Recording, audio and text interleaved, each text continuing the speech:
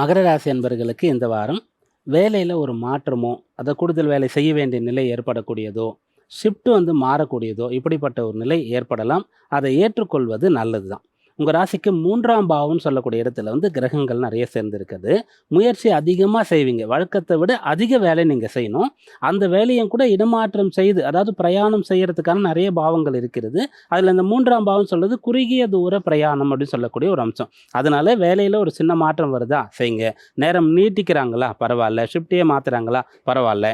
படிக்கிற பிள்ளைகள் எப்போதும் படிக்கிறத விட கூடுதல் நேரம் படிக்கிறதுக்கு ஏதாவது டியூஷன், ஸ்பெஷல் கிளாஸ் போடுறாங்களா அதை செய்யுங்க. இல்லை உங்களுக்குள்ளே ஏதாவது ஒரு திறமை இருக்கிறது, அதை வெளிக்கொண்டு உங்களை பெரிய ஆள் ஆக்கணுன்றதுக்காக பேரண்ட்ஸ் நிறைய செலவு பண்ணி உங்களை கொண்டு போய் கூட்டு இவ்வளோ மெனக்கெட்டு உங்களை ஒரு ஸ்போர்ட்ஸில் போடுறாங்க. ஏதாவது ஒரு ஆர்ட் கற்றுக்கிறதுக்காக உங்களை இப்போது அணுகிறாங்க. உங்களை முயற்சித்து அந்த இடத்துல கொண்டு போய் விடுறாங்கன்னா அதெல்லாம் செய்யுங்க.